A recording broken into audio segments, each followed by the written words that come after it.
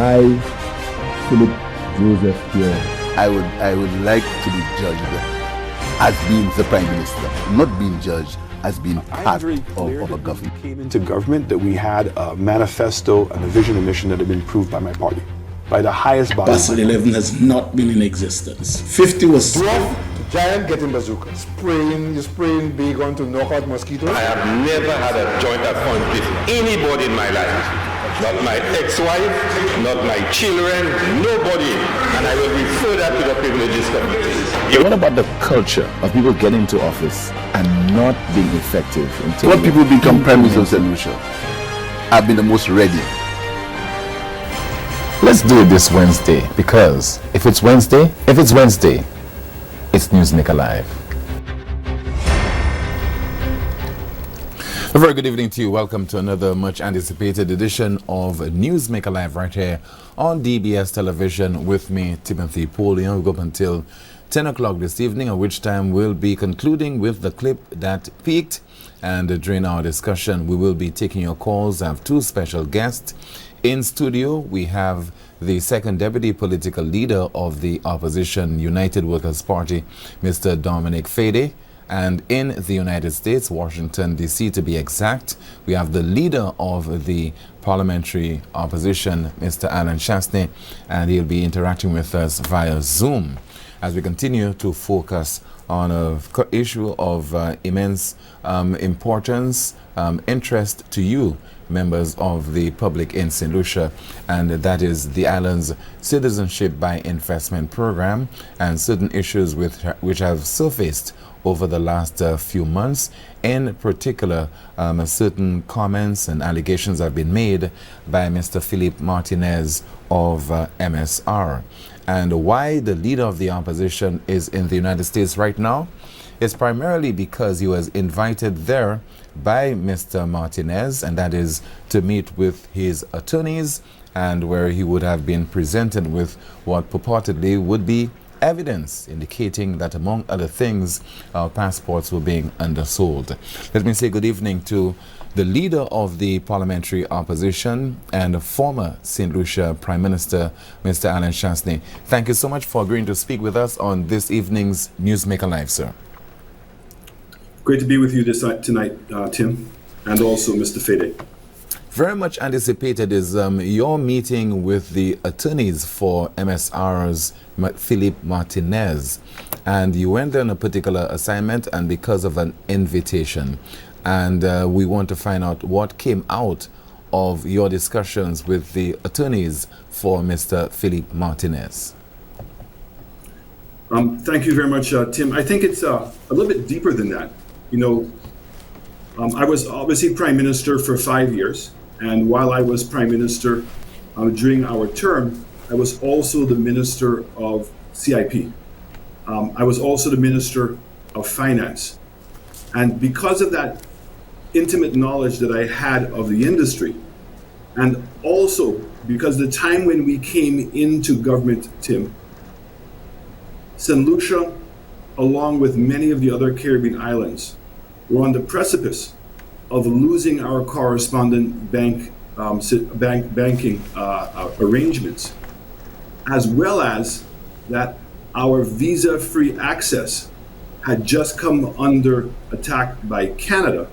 And there was significant concern at the time when I came in 2016, given what was taking place in CIPs throughout the OECS, that there was a strong possibility there would be further sanctions placed on St. Lucia.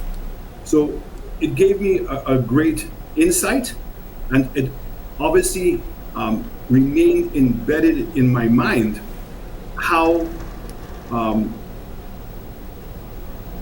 difficult of a pathway that we have to follow to maintain our CIP program. So you want to have a CIP program that benefits the people of St. Lucia, and you also want to have a program is mindful of the fact that the countries that are giving us visa-free access are doing so on the basis of trust, that our correspondent banks, many of the, and let me back up a second. The way that the correspondent banks work, Tim, is that these are very large banks that handle all of the financial transactions, foreign exchange transactions for intermediary banks. So Bank of St. Lucia, First National Bank would be two good examples, the Bank of Grenada, Bank of Dominica. They're all too small to have their own corresponding bank and be able to handle all of those things themselves. In 2016, the reason why we were on the precipice of losing our correspondent relationships is because when those banks did an audit, they realized that the bank's ability to do compliance, to determine who your customer is and determine the source of funds was weak. And what had happened in America is that the US now was fining the banks, those large banks, no longer on the size of the infraction. So if it was $1,000 or if it was $10,000, but they were fining the banks on the size of the banks. So if you're very large banks, regardless of how big the infraction was, you would be fined millions of dollars and sometimes even billions of dollars, as it was in the case of HSBC in Mexico. So we had worked very hard. And so I knew how hard we had to work to preserve our corresponding banking relations. That's why it's so ridiculous. I wish I could say laughable, but it's not a laughing matter when a prime minister would even make suggestions that the leader of the opposition has so much power that I could potentially harm our corresponding banking relationship, or that I would even want to do so. I mean, certainly on a personal basis, Tim, I have a hotel that requires foreign exchange. My family owns several businesses which require foreign exchange. And I know how important foreign exchange is to St. Lucia. So I think the old saying is you don't cut your nose to spite your face.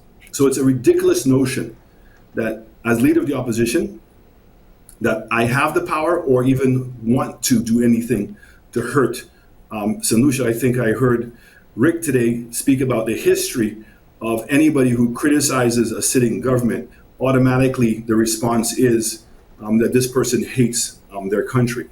So I know how hard it is to preserve correspondent banking, and I also understand intimately how CIP, if it is mismanaged or abused, how it can affect our corresponding banks. And that the larger banks have a very low threshold of tolerance. What does that mean? It means it would not take a lot to convince the banks to suspend corresponding relationships with a particular country. We've seen already that Bank of America has suspended correspondent banking relations to Dominica specifically for the CIP program. We know that in the past, the Canadian banks that used to be here, Bank of Nova Scotia and CIBC, refused to participate in the CIP program because of their fear of how the CIP program was working and the potential threat it could create to their own correspondent banking relationships. So when I came here to Washington, D.C., it's because I intimately know how important our corresponding relationships are. I also know that there are countries around the world that are continuously auditing our visa-free access, meaning that trust to allow St. Lucians to travel to their country without applying for a visa. And I knew how delicate that was. So once rumors started coming out, and then those rumors grew to be very strong allegations of mismanagement, and then you had the MSR court case where Mr. Martinez's applications to the courts revealed a lot of information, very damning information about how the CIP program was being operated. In particular, the underselling of the CIP. And if you give me a moment, Tim, I'd certainly like to explain the implications of what underselling is, because sometimes we use terms and we think that people really understand the significance of it. When Hilaire had made the example of a house, if you own a house and you sell it for a lesser price because you're willing to increase the commission that you're willing to forego. So if you can go from a 10% commission to a 20% commission, and that would justify getting a lower price. That's a very bad example. That's almost as bad as when Thaddeus Antoine was on your show speaking about somebody having a discount to go to Columbia Emeralds to buy jewelry, that you could use their ticket. Both in the instance of the CIP and also in the instance that Thaddeus gave the example of, they're both unlawful. In the case of CIP, Tim, it is passed in Parliament through an act, a statutory instrument. It's published in the Gazette. What the price of a citizenship is in St. Lucia. So you have the $100,000, you have the $200,000 for the real estate. You now have $100,000 for the infrastructure program. Those are by statute. Nobody can discount those prices. And interestingly, the statute says it cannot be sold for less.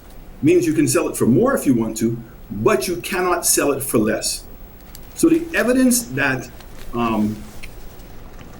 Mr. Martinez provided or was insinuating in his court cases, Tim, was that he had evidence that St. Kitts and now St. Lucia, all specifically associated to Galaxy and Les Can, were underselling in the marketplace. So it means that instead of a client having to pay $200,000 for the infrastructure, for the real estate program, to invest in their real estate program, that a person was paying less money. Now, if that happens, it means that all of that money is tainted. That means that that money becomes illegal. It means that the money was unlawfully obtained, and then once it goes through the banking system, it now becomes money laundering. Now, I know we've said that a lot of times, but I think it's very important that we now also understand, because in coming up to Washington, D.C., that even I now understood that it was much broader than even what I envisaged. And so let me explain myself. Before you continue, Mr. Chastity, why do you think it would take the intervention of Mr. Philip Martinez for the authorities to make that determination that something illegal was being done? I mean, we know that the United States would have instituted this whole RICO issue as far as 1970. Now, in their case, wouldn't they have done their own due diligence to determine whether the funds that were passing through the systems, or their system, was legit money or not? So thank you very much for that question, because that really helps me out a lot in explaining why I came here. Because that's exactly what you would have expected to have happened when these allegations were being made. So when persons were alleging, and we, the opposition, included in that there were invoices showing that people were paying less money than was legally required for the real estate program, and also for the infrastructure program. This is where that you would have thought the Prime Minister would have put his foot down, and recognizing himself how important correspondent banking and how important our visa-free access, that he would have spent the proxy. All the approvals of any applications for citizenship for any of the Galaxy programs. So that would be the real estate program, and it would be the infrastructure. And that he, as the Minister of Finance, also as the Prime Minister of the country, would have himself, there was no underselling. Because the underselling, Tim, and I want you to listen to this very carefully, can only be facilitated by a corrupt government. The government has to collude. The government has to be part of it in order for Galaxy to issue a citizenship without the person paying the right price. But you can recall that Dr. Ernest Hilaire, in an address to the nation a few months ago, did indicate that whenever this issue surfaced, in the selling of our passports via CIP, that those who were doing it, press releases were written informing them that it would not be tolerated. Well, we see the same thing as to how they're dealing with crime. Murder is not tolerated. And that's the same response that they're giving to us, that this is not going to be tolerated. Now, the public of St. Lucia will know themselves whether they believe the government of St. Lucia has done enough to stop the homicide rate. The fact is, in the CIP, it's not sufficient to be able to say only that people who are doing it, we've warned them. It's not about warning people. They're in breach of the law. And I wanted to follow that. Once the citizenship is sold under the price, all of the money and all of the people who are facilitating it become criminals. All of them, including, Tim, the money that's being paid for the administrative fee. So while the money for the real estate program, for the hotel, is going into an escrow account in Hong Kong and going through those banks, the administrative fee that is being paid is going through our local banks because it goes into the CIP unit. All of those funds and all the banks that are participating in that are now also culpable in this situation. All of the law firms that are facilitating the sale of any Galaxy product, whether it's the real estate product or whether it's the infrastructure project, are also committing an act of an unlawful act and are participating in money laundering. And those will all eventually be prosecuted criminally, and they're all liable to criminal action for what they're currently doing. You're saying that from St. Lucia's perspective, in terms of our own law enforcement personnel in St. Lucia and institutions, that they can take legal action against anyone who has breached the act that set up the CIP program in the first place? Correct. So the fact that this is a statute and everybody knows what the rules are, if in fact a law firm in St. Lucia facilitates a transaction for somebody to get citizenship and do not get access to all of the agreements. Now, I'm getting ahead of myself because I want to tell you what I found in Washington, D.C., but I have to build it to that point so we're all on the same page. We were being told that the citizenships were being undersold in the marketplace. The Prime Minister and also Hilaire came out and said, no, that's not true. All our protocols are in place and that's not happening. But there continue to be very strong calls and very strong allegations that this was happening. Mr. Martinez, in his case, alleges that he has documentation and the evidence to show, in fact, that they were being undersold and that the state knew about it. Now, once it's being undersold, as I said to you, Tim, the state had to know about it because the state and also the local authorities are required to make sure that people are remaining within the statute of the law. So the law firms, as an example, should be receiving, ought to be receiving, copies of the agreements that the person who's applying for citizenship has signed, and also proof that he's paid his money. Now, if you don't do that, and I can clearly understand what has happened, there's an individual that a lot of people don't know much about in St. Lucia, and that's a person called Les Khan. And Mr. Khan was, up until 2022, the CEO of the CIP unit for St. Kitts and Nevis. So exactly what Claude Emmanuel is in St. Lucia and what Nestor Alfred used to be in St. Lucia is what Les Can was. And I can say to you that Les was very highly regarded, and in fact was president of the Alliance of the CIP units in the OECS for a long period of time. And he was a person that everybody really went to. Les Can, when he left St. Kitts, and the reason why he left St. Kitts is when the new government came in and they did an audit specifically on that very famous prison project where 5,500 files were given to Galaxy. So we know that that's a fact. The government has done an audit and has proven that to be a fact. We know that the 5,500 files became 26,000 passports. That's a fact. We know that they had a market value of $1 billion because they were supposed to sell it for $175,000 per unit. That's a fact. And that's, again, by statute. There's no ability of discounting any of that. And what was concerning at the time was that in return for this, Galaxy was supposed to build a prison for $50 million.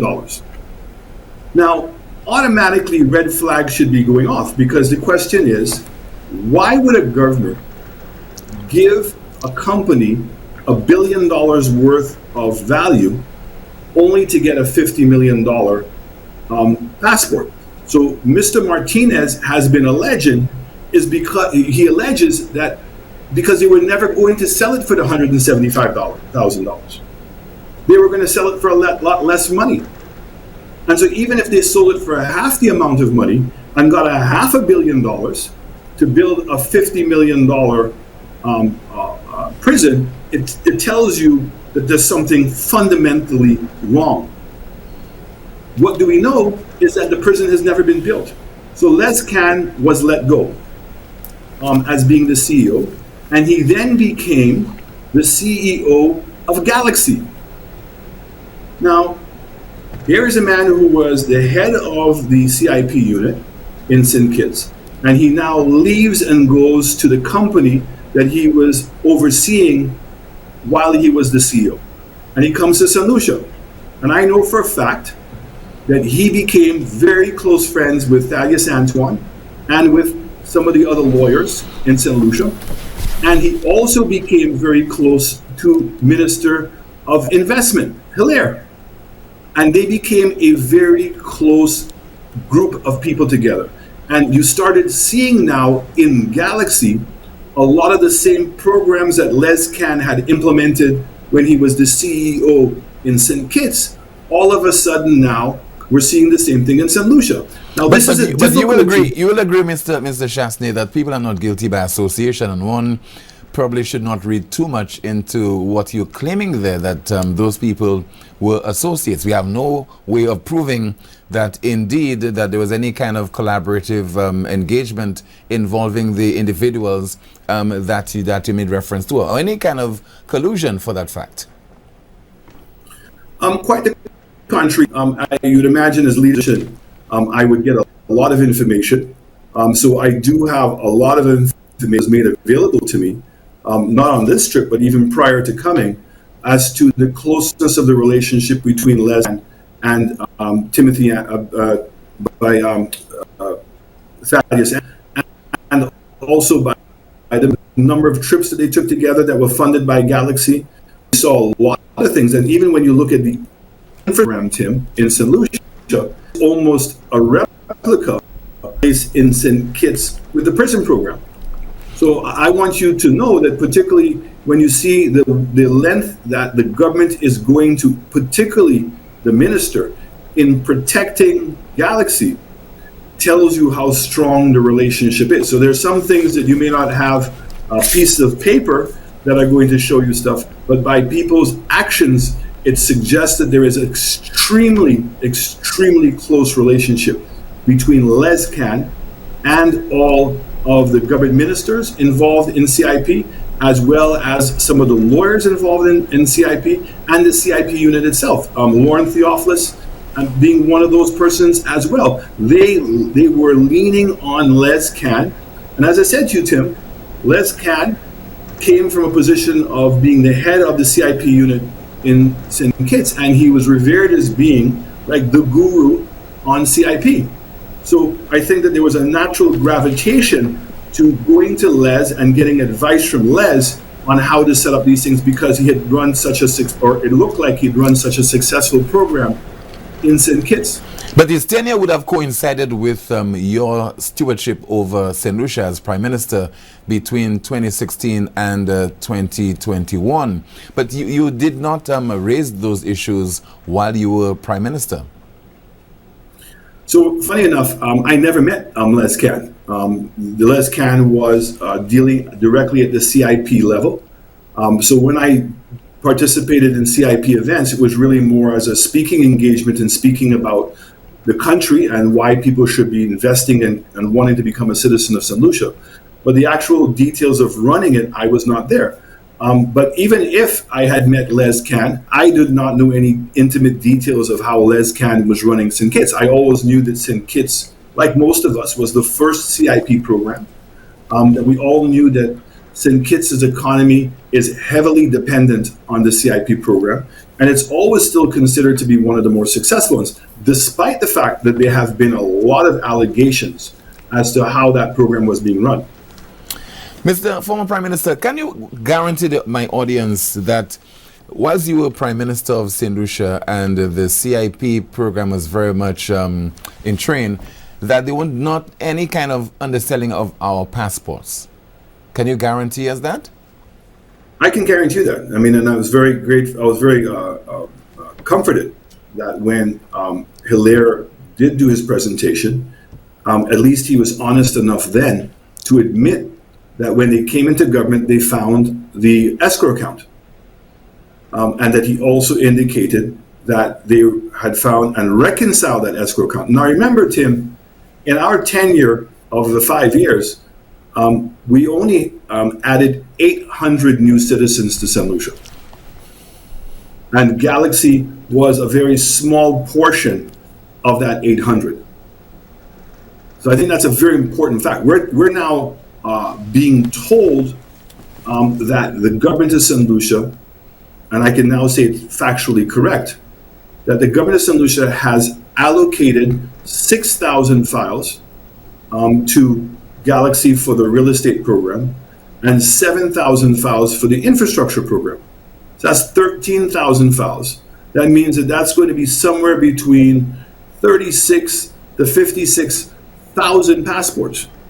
The minister himself indicated that as of 6 months ago, of March, that 1,300 had already been approved for Galaxy alone.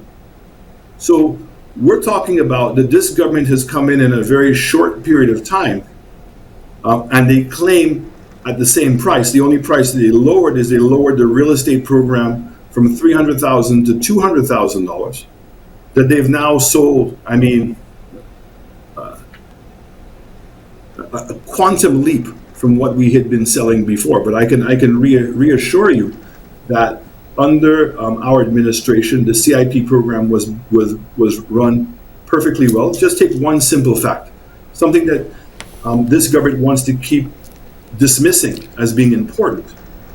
The CIP Act requires that there is an annual report. So it's an annual report of what took place for the year, accompanied by an audited report. So I'm very proud of the fact that the 5 years that we were there, that was done every year. Since we've demitted office, no report has been submitted. In fact, the one report with Lauren Theophilus's picture on it and the new board was because it was a change of government. But since then, Tim, no report has been issued.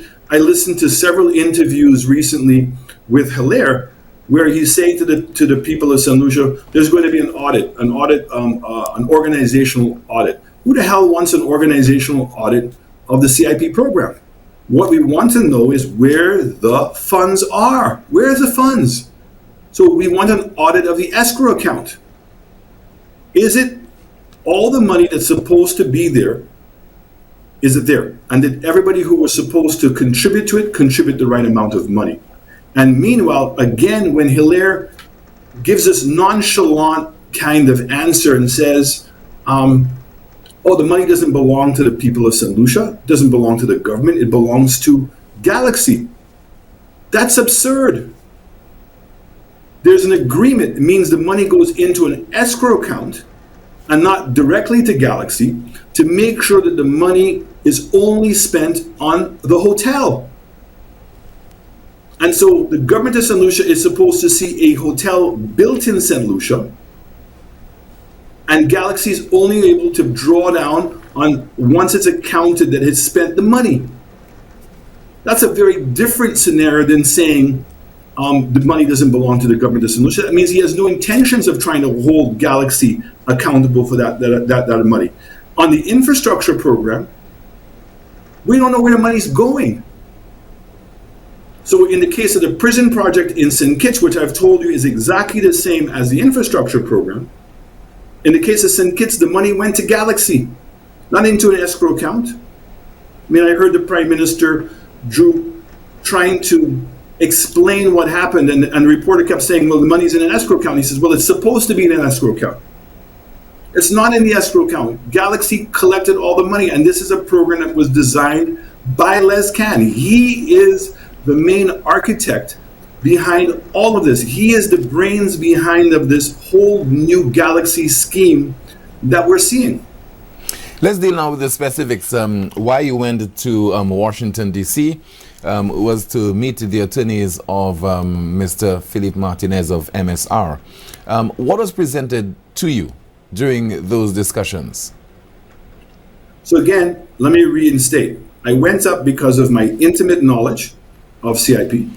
After listening to the multiple of allegations and then also going through the case that MSR had, and then also listening to Mr. Martinez repeatedly invite the government of St. Lucia officials to come to Washington to see the evidence, eventually I said, you know what?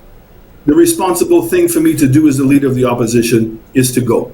Because I know how important that this is to the national security of our country. So you want to make sure we're protecting state assets. We want to make sure that we're protecting the national security of the country. Very importantly, we want to make sure that we're protecting the reputation. So I took it upon myself, using my own resources, to come to Washington, D.C., and I'm very grateful to Mr. Martinez of providing me the opportunity to meet with his lawyers.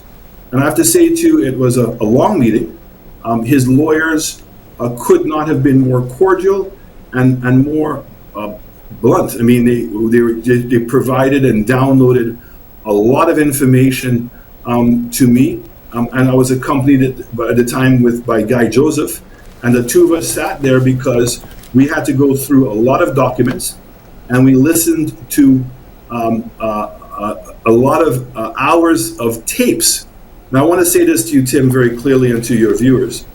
I was not able to see all of the documents, and I was not able to hear all of the tapes. And there were two particular reasons for that. One, it was so voluminous that I would have needed much more time to have gone through all of them. But also, there's still some of the material that they're reserving from showing me pending their RICO case, as well as the case in St. Kitts, the judicial review case in St. Kitts. But I want to say this to you, that what I saw is an unprecedented abuse of our laws in St. Lucia, an unprecedented abuse of authority by the Prime Minister, the Minister of CIP, the board, and all of those persons who are involved. And you know, I can say this, that I believe that St. Lucia's reputation and assets were clearly being sacrificed by persons who had clearly an ulterior motive of greed. And this was done at the expense of the reputation of St. Lucia and at the expense of our assets. And the evidence that I saw, one, very much supports the multiple allegations that Mr. Martinez has been making. So there was evidence to substantiate the claims that he was making. But even more disturbing for me, because remember, Mr. Martinez would be looking at the evidence in his RICO case and in his judicial review case, and he's specifically trying to recover monies he believes that are owed to him. So he was looking at that information from a very different perspective. Myself and Mr. Joseph were looking at it from the context of St. Lucia. And I think that the information was even more damning and more concerning, more alarming, more shocking than what I expected to have found when I went up to Washington, D.C. But everything is a case of you not being able to substantiate clearly that there were any cases of wrongdoing, because you're saying that you saw the information and you want to give credence to it. How much credence do you think that people can give to you making that utterance, and on the basis of basically of hearsay? So I can say to you that this was not hearsay. We actually saw files of contracts that were between individuals in the marketplace and agents, documents that should be with CIP and documents that clearly should be with the lawyers locally, which showed that these programs were being undersold by as much as 50%. I went through 42 of those documents. There were many more for St. Kitts, but the 42 that I went through and saw personally with the signatures, the stamps, and all the dates on them were specifically St. Lucia. And so there was a massive program of underselling our CIP citizenship, our citizenship programs in St. Lucia, which clearly is unlawful, numbers that are beyond what I expected, and the evidence was there for everyone to see. Now, I will be getting those files, and I'm hoping to make those files part of a court case that we're hoping to bring against the government of St. Lucia. But we will certainly make those files available publicly that persons can ascertain those things for themselves. Now, I am also saying to you that there are many things that were being said by our Prime Minister, and I want to put this on record. I left that meeting very clear in my mind that our Prime Minister knows much more than he's admitting to in St. Lucia. He knows exactly the implications of what the allegations are, meaning the impact it's going to have on our correspondent banks. He clearly knows the implications that it's going to have towards our visa-free regimes.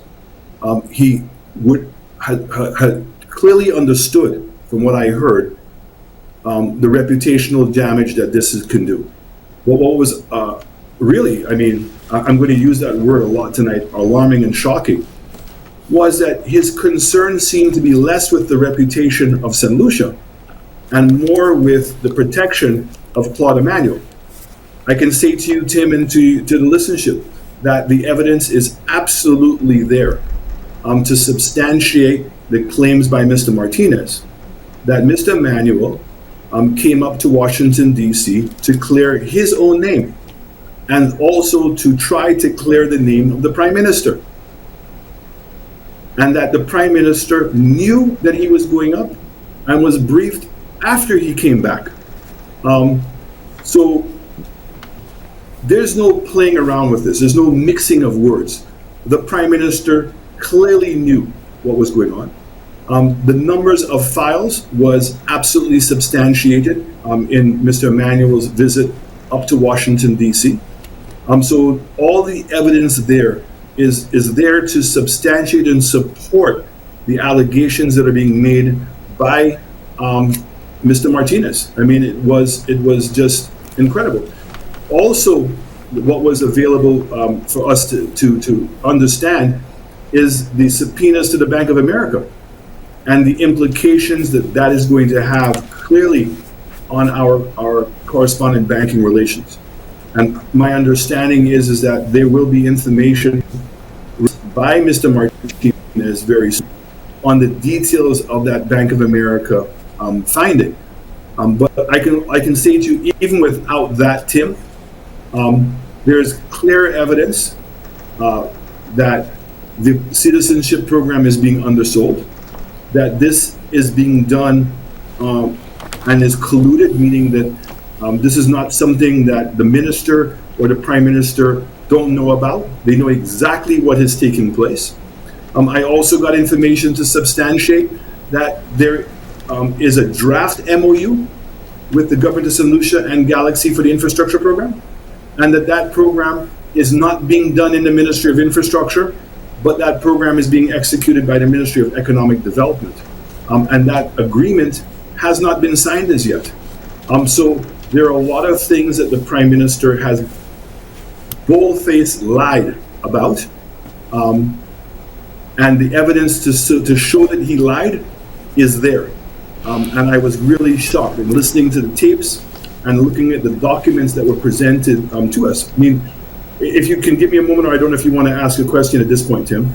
No, I'm just saying that the jury should still be out as to whether we can give credence to what you're saying there in terms of what you saw and in terms of your interaction with the attorneys for Mr. Philippe Martinez, because I'm sure if they had attorneys there for the representing the interests of the government of St. Lucia, they would be providing evidence that is totally contrary to what you are saying at this point in time. But you really and truly, do you expect that the St. Lucian public will believe everything that you just said there in terms of your reporting, your accounting of what transpired between yourself and the attorneys for Mr. Philippe Martinez? Look, we will never know what the government's lawyers would say, because the opportunity was given to them to come to Washington, D.C. and to evaluate the information themselves. They haven't. And as I said to you, because I'm the former Prime Minister, the former CIP, and a former Minister of Finance, I understand intimately how this could potentially impact us. So I'm saying to you that the information that I saw, first of all, substantiates the allegations that Mr. Martinez has been making. It also made it very clear to me and to Mr. Joseph that the Prime Minister was lying. The Prime Minister knows exactly in detail what is going on and is intimately involved in all of the decisions that are being made. And Hilaire, with the participation and the direction of Les Can, are the ones who are orchestrating all of this. And Timothy Antoine, along with some of the lawyers in St. Lucia, are helping facilitate this. Now, these are not allegations, Tim. If in fact... Well, until we have the evidence, Mr. Shasti, they remain allegations. Until we have the evidence and until they can stand up before a court of law. Well, and that's going to be put to test. So you're going to have the case in St. Kitts, which is a judicial review case, where the case is alleging that the government did exactly what I just said, which is to facilitate and collude with Galaxy against the law in the selling of passports in St. Kitts. In the RICO case, it's a very different case. The RICO case is saying that all of these entities acted unlawfully. So I did receive a list of persons that Mr. Martinez's team of lawyers intends to include on the RICO case. Now, how is that list put together? The list is put together of all of the entities that are receiving and authorizing funds to come into St. Lucia on the Galaxy program.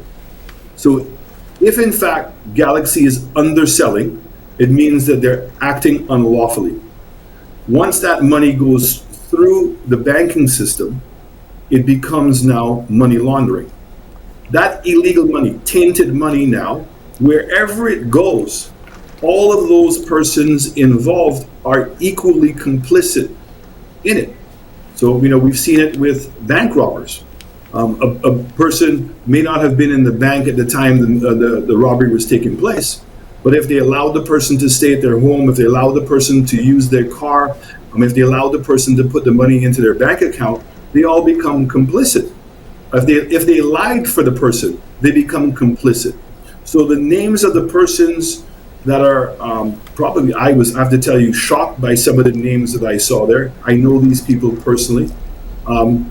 And I thought that they would know better than being involved in this, and that they would have done their own due diligence in determining whether they should be participating in this scam, in this fraud, because that's exactly what it looked like to me, that this was an organized fraud of which they have several people that are colluding, because there's no way that corruption of this level can take place, Tim, without all those persons agreeing to participating and scratching each other's backs.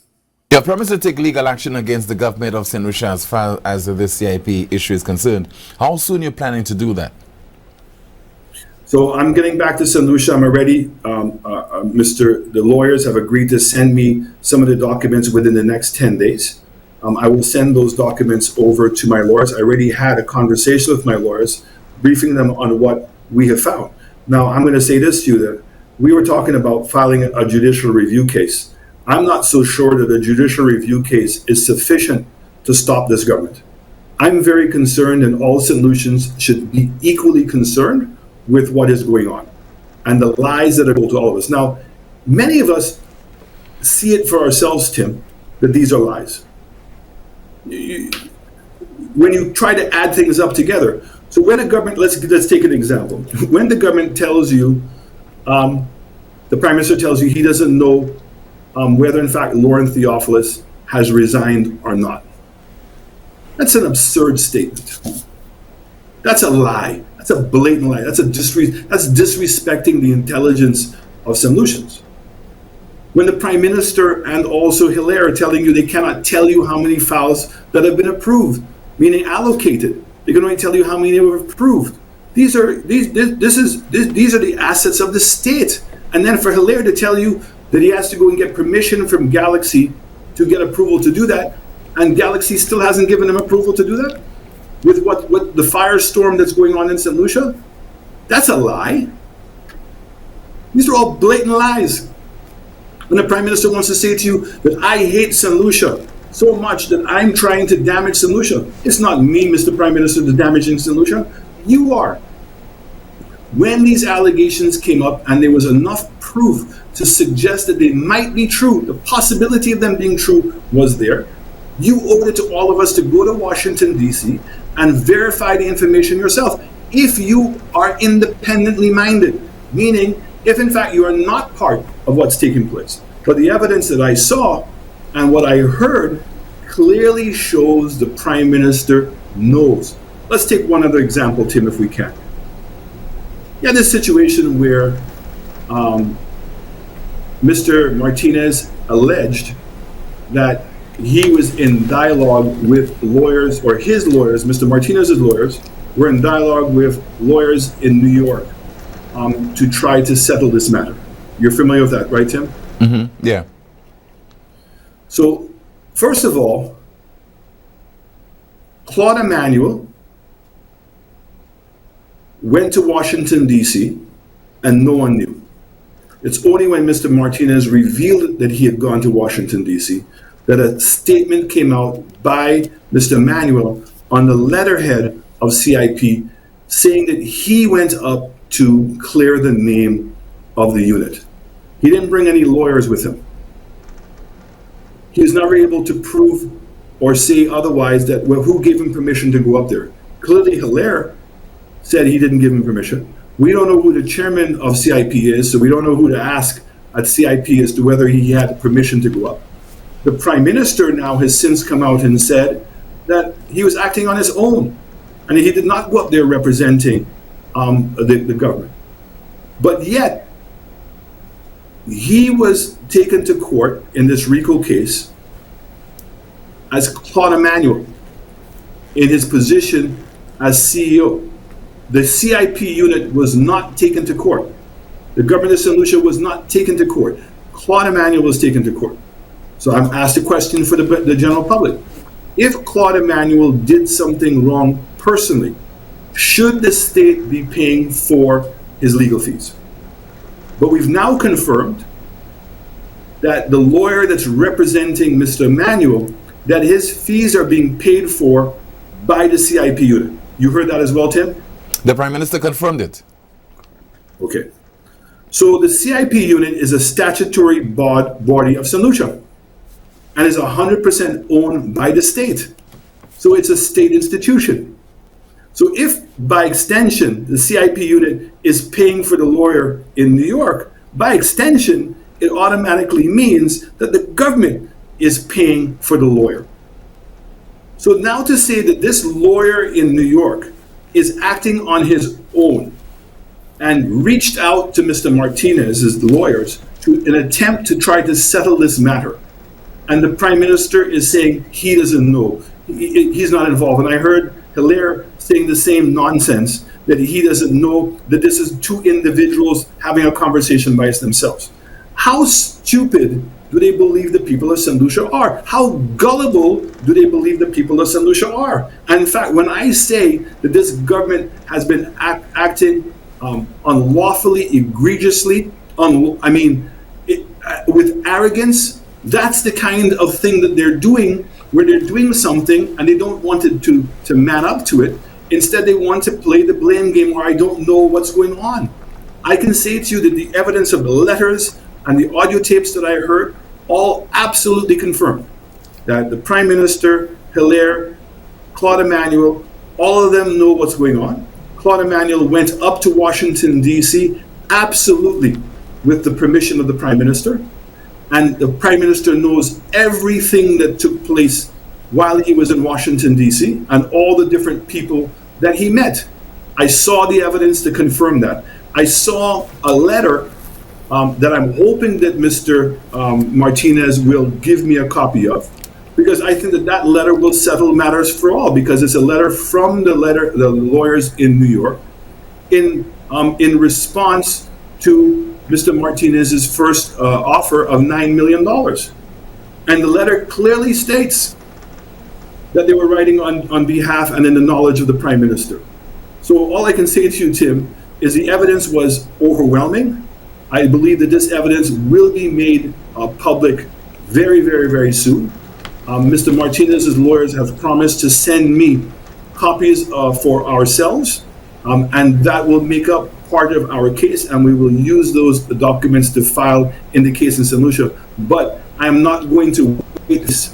Once I get the documents in our hands, we will then provide all of those documents to the public of St. Lucia, because I think that they deserve to know what the truth is. Let me turn my attention to the second deputy political leader of the opposition United Workers' Party, and that is Mr. Dominic Fedee. Mr. Fedee, what do you make of some of the comments made by the political leader and the potential fallout? What if it turns out that Mr. Philippe Martinez, the information presented, one cannot give credence to it? What will be the political fallout for you, for the former Prime Minister, and for the United Workers' Party? Well, look, I have every confidence that in the veracity of the statements of the political leader. I know that the information that he claims that he has received is very, very sound.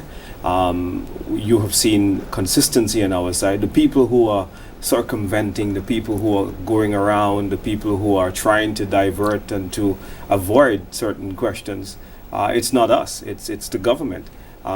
Simple information. The leader of the opposition should not have to go to Washington in his capacity as the leader of the parliamentary opposition in our country. Certainly the government should be discussing certain things with him. And if he is unable to get information from the government, much less the press, much less the general public, your viewers here tonight. So they have certainly abused their position. They've certainly caused all of us a national day of disgrace and shame. This is the worst I've seen in my entire political life, Tim. I have never seen a government more secretive, more cagey, and simply corrupt is what I will say, because it is clear that they are in collusion. You know what has struck me about this whole affair, and when I smelt a rat, to use one of Philip J.P. terms, was that when Martinez kept saying there's 7,000 passports for the infrastructure program and there are 6,000 passports for the real estate program, they have not sued him. They have not challenged it. When Lisa Joseph asked about whether the allocations as outlined by Martinez, whether those allocations are true, interestingly, we got a very funny answer from the minister, who said that he would seek their permission. So they're going around, Tim, circumventing the issue. And, you know, it's time for them to clean this up. This is a crisis that has crippled the reputation of our country and stands to have severe implications in our passport. Tim, the CBI programs of the Caribbean and the world, concerns over them didn't start now. This scandal is only going to make it worse. You know, when you go to Parliament, I mean, I've been to Parliament numerous times, and the anti-terrorism and anti-money laundering legislation, that's been a movement championed by a lot of our international partners, including the United States, the Canadians, the UK, the Europeans. And every time, Tim, you come and you get these recommendations to bring your legislation in line with some of those standards to try to avoid money laundering, because this is a very serious matter as it relates to their own national security. And what we continue to see, Tim, is tremendous concern. This will only serve to further undermine whatever little international confidence is left. But we see that the other countries in the Caribbean are more proactive in terms of trying to make amends and to clean up their legislation. Do you think that Skerrit in Dominica, having to revoke 68 citizenships that were previously approved under the Dominican program, do you think that this is just done because of internal conviction? No, there is a lot of international pressure here as well, and the ramifications are quite severe. Unfortunately, Dominica lost its banking relationship with the Bank of America as it relates to CIP transactions, and that's unfortunate that it took all of this before they could actually make amends. They have lost as a country, for the first time in history, their visa-free access to the UK. Tim, this is a big deal for many St. Lucians looking at the program tonight. They need to get to the United Kingdom to study. A lot of St. Lucians go there to visit family members. If you lose visa-free access to the Schengen region, you automatically lose it to Martinique. Think of the number of St. Lucians that go to Martinique for medical reasons. Think of the low state of our healthcare, the really horrendous state, I should say, of our healthcare system, and not being able to access Martinique for emergency medical cases as we do right now with the ease and the free. We just jump on the ferry and we're there in Fort-de-France. But now, if you have to compound traveling to our closest neighbor and now needing visas, now needing a whole host of documents, it could make those circumstances very, very, very difficult for a number of people. So this really is a sad state. I would recommend to the government to start to clean up and to salvage whatever is left. The time has come, Tim, for the Prime Minister to act in the national interest. He needs to relieve the Minister of CIP of his portfolio. He needs to relieve the CEO of his portfolio. I don't think that the CEO went to Washington because he felt that Martinez didn't have anything that could possibly come back to hurt the CEO. I mean, Timothy, could you imagine that someone calls you up and say, Tim, I've got this on you, and then you're going to take a plane and go to Washington if you know to yourself that there's nothing on you? It just doesn't make any sense. So McLeod, unfortunately, has got to be relieved of his duties. The board of the CIP unit has got to be relieved of their duties. We need to put financial controls in place so that there could be greater financial accountability as it relates to the whole management of the CIP. This is a statutory body, Tim, where millions of our tax monies are going through on each year. And I can't believe that the levels of accountability are so loose. The government's own intention to enforce the law and to make sure that they safeguard the financial veracity of the CIP program, that in itself, that they're not seeing it as important to safeguard it. You know, Tim, I liken this government's response to this crisis as using a bucket to out a massive nationwide fire. We need to harness the very best of our emergency sources now to make sure that we out this fire that is flaming away, and it threatens to cripple our country. And we need to do it fast, and we need to do it now. It is absolutely crucial, Tim, and I can't stress enough, but the government seems more important or seems more interested in covering up this scandal of international proportions rather than dealing with it in the national interest. Considering the imminent fallout, whether something illegal was done or not, don't you think it's about time that there is a rapprochement, there's some kind of discussion or dialogue between the opposition and the government on this particular matter? We welcome that anytime. We welcome the government to present whatever evidence they have to the opposition to let us know that, look, the claims that Martinez are making are outrageous. I want to believe that. As a St. Lucian, I want to believe that Martinez's claims are wrong. But unfortunately, the evidence is staring us in the face. The body language of the actors within this program is very, very clear to see who are people trying to hide and who are people trying to escape. Look, Hilaire was extremely disappointing and should be ashamed of himself when he addressed the nation, Tim. He had an opportunity to come clear and to allay our fears. But what did he do? He said to us that there were only 1,367 passports that were approved, and that somehow the 6,000 by Martinez were outrageous. But he used the word approve. But he never said to the nation, well, these are how many passports that were allocated, meaning, let me break it down for your viewers, that every developer that comes to your country, the first thing that happens is that you agree to a contract. I'm going to build a hotel. I expect to spend 400 million US dollars. But in exchange, I would like to sell a certain amount of passports. I can tell you, Tim, that under the United Workers' Party administration, when Galaxy came, that we said to them two things. One, you can sell 700 passports, but that will represent 60% of the project cost.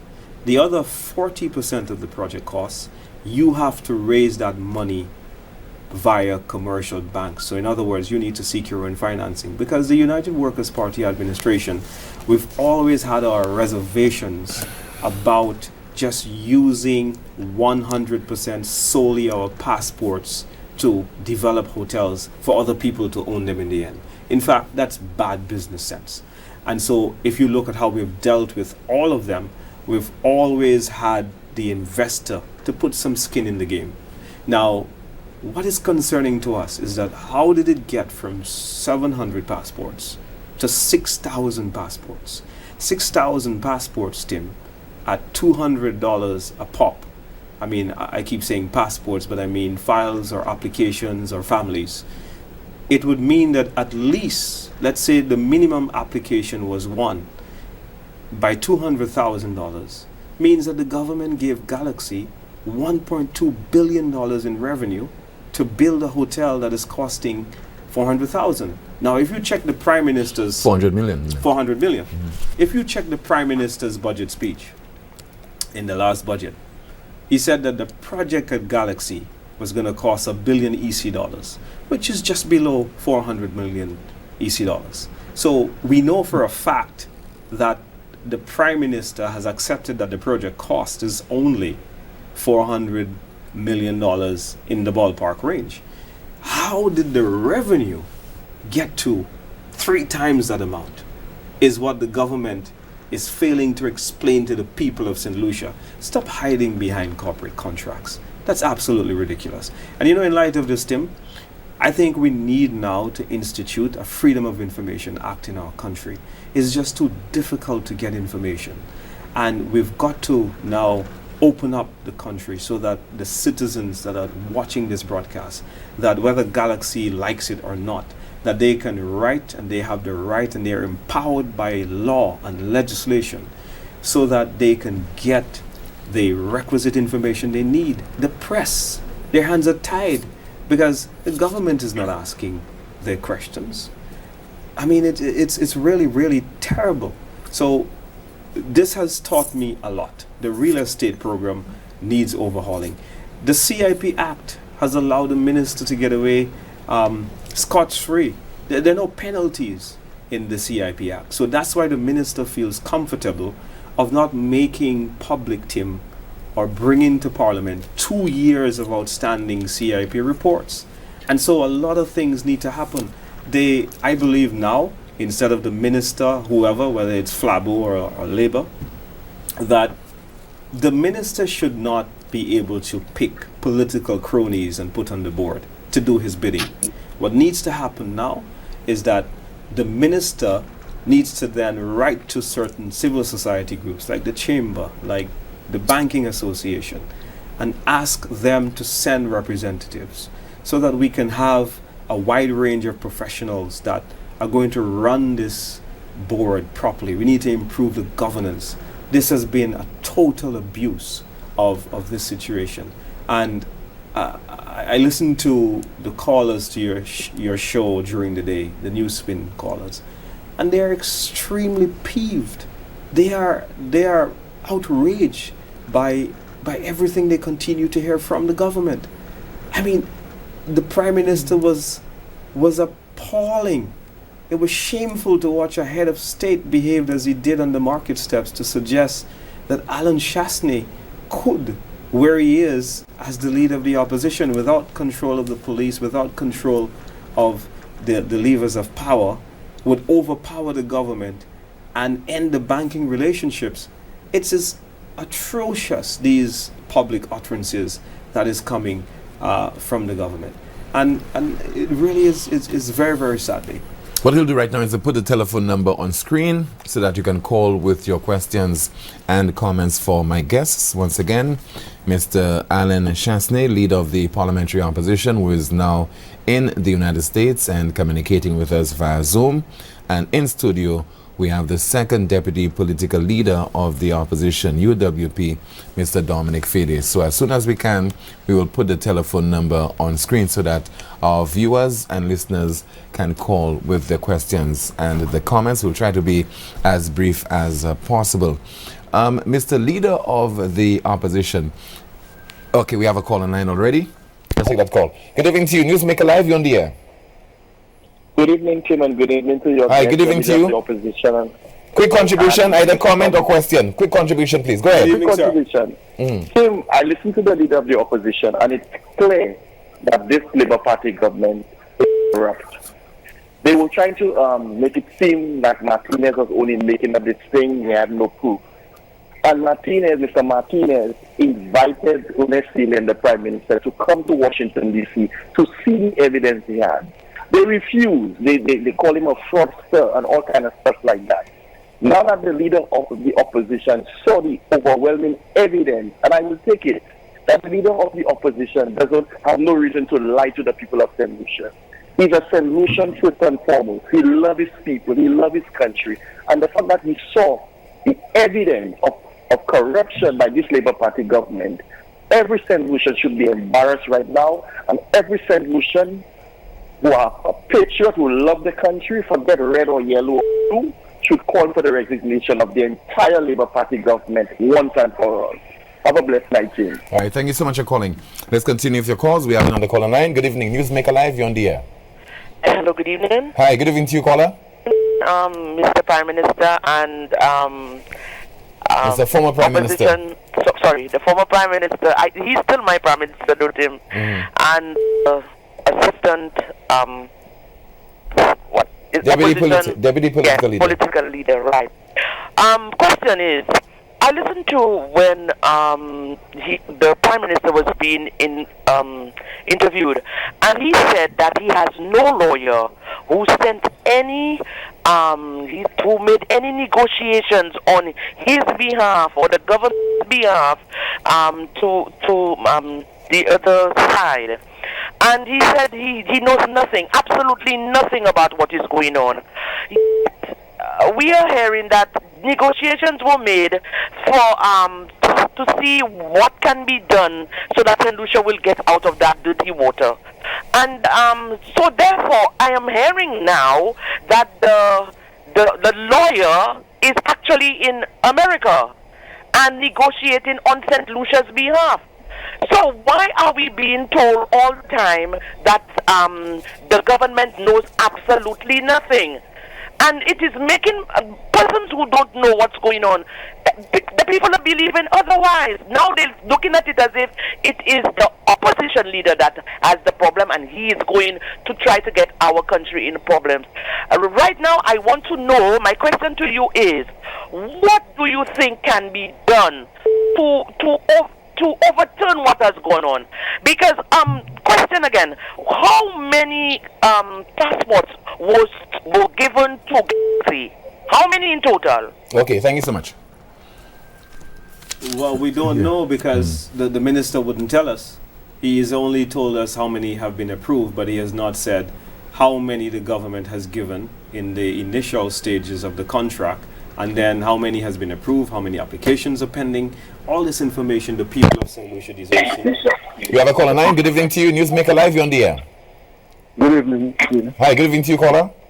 Yes, I'm listening to the leader of the opposition, and it's amazing the kind of allegations that he is making.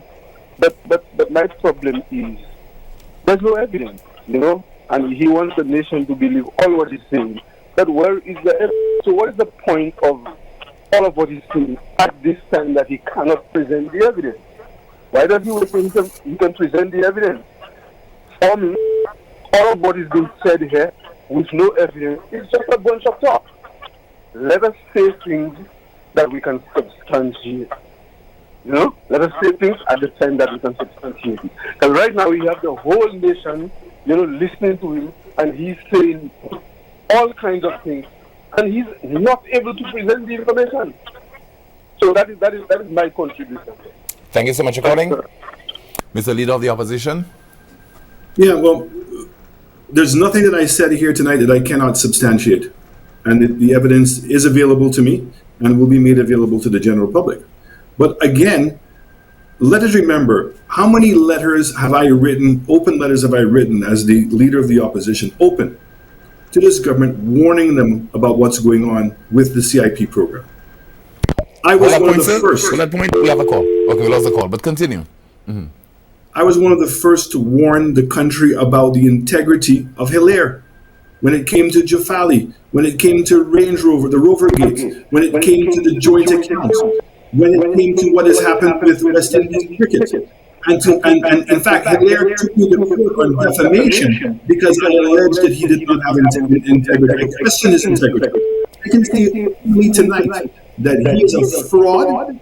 All the evidence is there to substantiate that he's a fraud, and that we should be very wary of allowing him to remain as the minister. We have no evidence to prove. We have no evidence to prove what you just said there. No, we do have. No, we do have. No. Wait a second, Tim. Before you take the call, okay? We do have the proof. We absolutely have the proof of what happened with the Range.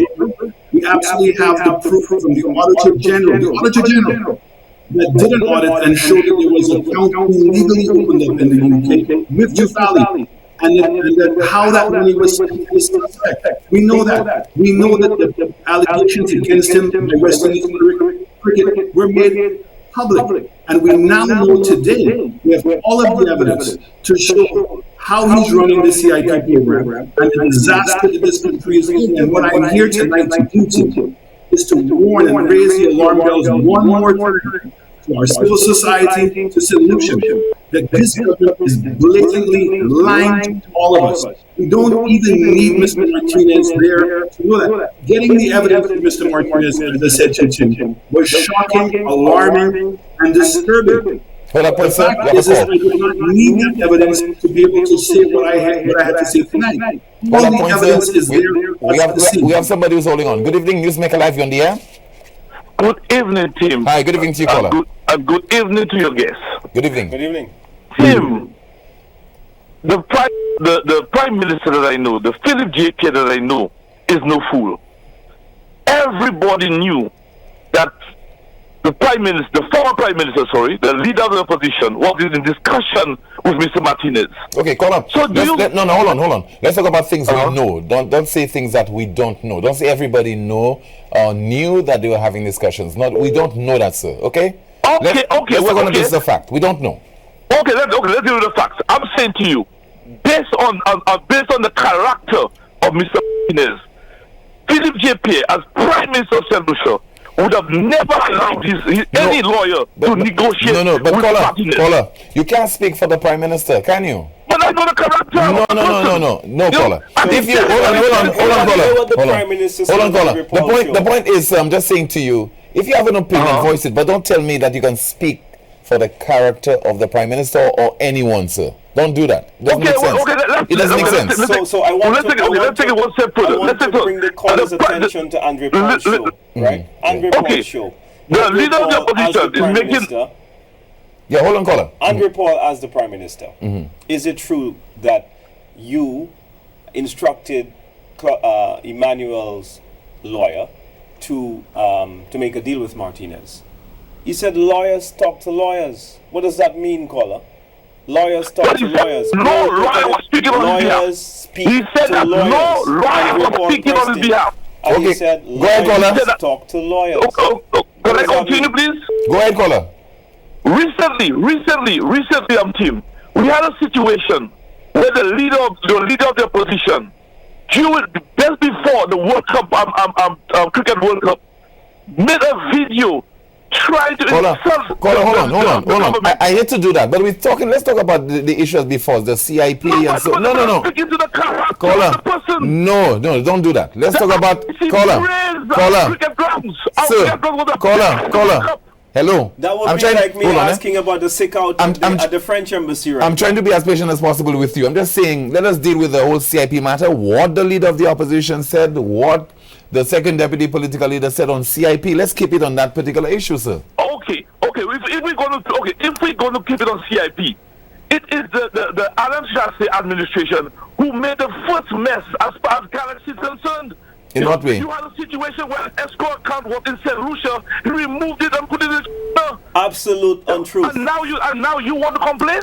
Absolute untruth. There is no escrow account that was moved from St. Lucia, my friend. All right, thank you so much, caller. Shazzy, why do you come and spread propaganda? You have another call. Good evening, Newsmaker Live, you're on the air. Hello, good evening to you, caller. Hello. Good evening, Tim. Good evening. Whatever device you're using to listen to the program, please turn it off. Please, caller. I did. Go ahead. Yes, Mr. Opposition Leader. Yes, sir. Tonight would be one of the best nights for you to come out with the evidence, I did. Because that thing of he say, she say, that is bacchanal talk, That was not the time to come with he say and she say, and you went all the way to the United States, sir, to come back with he say and she say, but that doesn't make sense. First of all, sir, I'm not back, and the fact is that I came, and the government did not come, and the fact is that I am getting all the evidence, and whatever I said tonight, I will be able to substantiate, and I'm on air and on record of saying what I've said and the information I found. I will have the documents that will show that there is the discounting that was taking place. And these documents are actually contracts between the persons who applied and paid for the citizenship and the agent. There's evidence that's coming out from Bank of America. There's a lot of evidence that I will bring back with me. And as I said, the one piece of document that I'm trying to get Mr. Martinez's lawyers to release, they did show it to me, but I'm asking them to release it, which is the letter between the lawyer and themselves, where the Prime Minister is quoted in that letter. But I will get all the evidence. I clearly understand that, but I felt it was important enough tonight, sir, and hopefully you will give me the benefit of the doubt, that I did come up to Washington, D.C. I did went and see the evidence. I am giving you a preliminary report tonight on what my findings are, and to say to St. Lucians, right, that the information that I saw substantiates the claims that Mr. Martinez is making, but more importantly, that we should all be on guard because we're going down a slippery road that the possibility could be no recovery from. We have a call. Good evening. Thanks for holding on. Newsmaker Live, you're on the air. Yes, Mr. Tim. Good evening to you, caller. Good night. I'm not good at Saturday. I see them laughing at me, but I'm not good. We put in the country dog, man. We put in the country dog. Let me unite. Let's come together. If you have to win, we'll win. You don't want to go right in the state for every day. Let's bring the government dog. Thanks to bring the country dog. Mr. Shasta, have a good night. All right, thank you so much for calling. We have another So call. hold on point, Mr. Shasty. We have a call. Good evening. Newsmaker Live, you're on the air. Good evening. Hi, good evening to you. Yeah, I actually not is free to listen to the program, and that's my first time calling in the program. But to be honest, it was just yesterday. It was empty. Like literally, it was empty. And any intelligent person that's watching the program and listening to the program, I mean, I'm not into politics. I don't call shows and all. Well, when I say not into politics, I'm not on photo workers or photo labor. I am a balanced person, and I listen to all sides.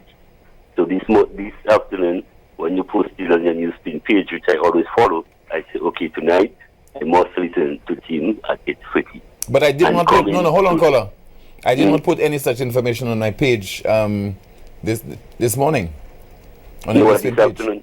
Oh, this afternoon or this evening. Okay, all right. I saw it. I saw it on the newsfeed Facebook page that Alan Chastney would. Okay, what do you want to tell? What you're dissatisfied with? Hold on, caller. Hold on, I'm just saying, give me some specifics. Repeat your question. No, I'm just saying, give me some specifics. What you're dissatisfied with? No, when I dissatisfied with the entire result, I was expecting more solid, some more proof, some evidence, not yesterday and Tuesday and Trunk. Everybody lost. Everybody lost. Everybody lost. We just running behind a money coup, and we just running behind a money coup.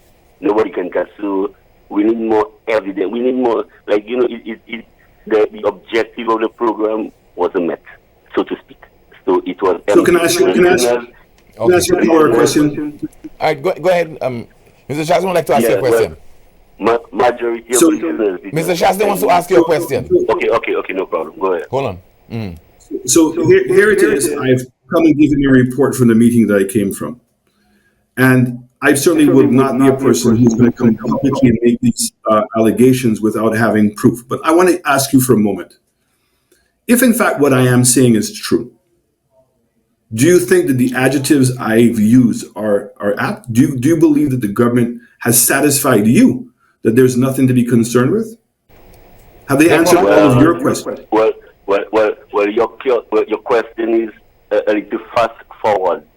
You know, if you are bringing the evidence, then I would be firmly sure as to the question you're asking me. But I cannot answer that question yet without seeing the evidence, because really, but the government has not provided you any. The government has not provided any evidence. The reason why I went to Washington, hopefully you would agree with me, that there is no evidence in St. Lucia, that there are a lot of allegations. There are allegations being made, and the fact is that because there are not sufficient answers, then one is free now to speculate, and it seems that that's what the government wants you to do, to speculate. We should not have to be speculating on something as serious as this. How many approvals, allocations have been made to Galaxy? How many passports are we talking about? Is it true? Can you tell us? You cannot tell us that there is discounting and you've put out a letter to say to them it's breaking the law. You cannot rob a bank and then tell a person you shouldn't rob a bank. That's not how it works. Yes, go ahead. Let's listen to the caller now. Go ahead, caller. Okay, before I end. No, that is the reason. I mean, you see, in St. Lucia, there's speculations. So, okay, fine, speculations. So, you left St. Lucia to go all the way to America. Tonight, you're supposed to show us that, okay, look the proof, and we're supposed to just say, okay, yes, but we still like we in St. Lucia, it's still a yes station, it's like you're just in America, but nothing changed, so to speak. So this is a preliminary report. I only had the meeting yesterday. I will bring all and provide all the proof, and as I said, the proof will also be included in the court case that we're going to do, but long before the court case, that evidence will be made available. And I can assure you, the things that I'm saying to you, I saw with my own eyes, I heard with my own ears, and it substantiated what Mr. Martinez said. I could have come here and said, look, I was not convinced. And if in fact I was not convinced, I would have said so. And I would have said exactly. I also use this. I went to Washington, D.C. I've seen the evidence for myself. I'm giving you a preliminary report to say that the evidence is there. We've now promised to give you the evidence, which I will now make public in St. Lucia. In contrast with that, Tim, we've had zero evidence from the government, and it is the government's obligation in the middle of a crisis to level with its population. So we want to also ask the callers to bear that in mind. Good evening to you. Okay, good evening. Hi, good evening to you, caller. Yeah. Can I ask Mr. Shafi 3 questions? Yes, go ahead. Number one. You went up to America. And then Mr. Martinez did say that you told him that the Prime Minister is not on that bit of corruption. So why today you come back and say, well, everything is about the Prime Minister? Huh? I said that I got irrefutable evidence. Yes. Sorry? You asked the first question, allowed Mr. Shastin to respond. Okay. Go ahead. The evidence that I saw today was irrefutable that the Prime Minister, that I heard in tapes and I also saw in letters, that the Prime Minister knows everything and was briefed on all of the different things. And he was also told very clearly that they should suspend Galaxy's program pending an investigation. That is the responsible thing to have done. But it seemed that the Prime Minister at the time was more interested in protecting Claude Emmanuel. And I saw all the evidence to substantiate that claim and that statement. Second question, caller? Second question. Who brought Galaxy down to St. Lucia? The Galaxy came to St. Lucia during my tenure of government. And that we've said that's been said over and over again. Okay, and then so why is there a problem right now there? Is that the same company you brought down there? Because the government changed the program. First of all, on the infrastructure program, on the real estate program, the hotel, the government changed the price of the files from 300,000 to 200,000. If they said it was for a market reason, no problem. But then they changed the allocation of files from 700 to 6,000. And clearly the processes, Good evening, Newsmaker Live, the processes that we established. Good evening. To reconcile. Hold on, Mr. Shastin, because you keep breaking up. So just hold on a bit. Go ahead, caller. I am calling because it seems like the Prime Minister forget everything he did when he was in power. Tell Mr. Shastin, I'm from Nico South, a whole tree pub. Okay, let's see if we get another call. Good evening to you, Newsmaker Live, you're there. Okay, let's just avoid the use of that kind of language, okay? Because we set about discussing this particular issue. It's a very serious matter. We want you to have your perspective, but let us try to be as respectful as possible. Another call. Good evening, you're on the air. Tim, the obligation is on the government to come out and put out the evidence and prove Martinez a liar. there is no obligation on the part of the opposition that has been begging for information. We're out of government now. We've been asking, we've been begging. The government don't talk to us. When we write them letters to try to work together, they throw our recommendations in the bin. We have a call. And so, Hello? therefore, Hi, good evening to you, caller. I Yes, don't good even evening. understand this fixation A question I want to ask. with your callers right now for I want to ask a question. Yes, go ahead, political caller. leader to provide evidence. But the It is minute, part of the other, government to Hold on. Yes, go ahead, caller. Speaking. Go ahead, caller. Yes, the question I want to ask is that man that you're all talking about, Martinez, was he working with the government of St. Lucia at any time, at any point of time, with the CIP program? No. No. So if he was not working for the government of St. Lucia, either or present or past, so what is the dealing with Martinez with St. Lucia? That's another question I'm asking. Okay. Explanation, Mr. Alan Chasney? Yeah, Mr. Martinez's case is against Galaxy and LesCan, Galaxy and LesCan, and all the persons that have been running a corrupt program. Galaxy now has come to St. Lucia. LesCan is no longer the CEO of the CIP unit in St. Kitts, and he's now the CEO of St. Lucia. And many of the things that Mr. Martinez is alleging that they did in St. Kitts are now doing in St. Lucia. And it's having the same impact on the CIP program throughout the region. Look, to substantiate that Okay, claim. but caller, did you hear the response? I heard. That is why I'm asking another question. Mm-hmm. Well, who did bring that same Galaxy? Didn't he know? Didn't the previous government know about the details of that Galaxy that there was in whatever fraud or whatever? And another question I want to ask. So, caller, do you believe that it is respectable to you as a citizen for your minister of CIP to tell you that he needs to ask Galaxy for permission about information regarding your own passport? Why don't you answer that? If we have to go there, Mr. Minister. No, I'm asking you a question. No, I don't think, because it goes on both sides. No. It goes on both sides. There are a lot of questions that we should be putting caller, towards each other. Now another question. Okay, all right. Thank you so much. Go ahead. Mm-hmm. Yeah, none of my colleagues has ever been that ridiculous or outrageous to say that we need to get permission from any of the investors we've dealt with. Whenever the people of St. Lucia raised a concern, we came out, and sometimes I think to our own detriment, where we revealed all the information. Richard Frederick had documents waving on his show on numerous occasions, and we were very proud and happy to defend those documents.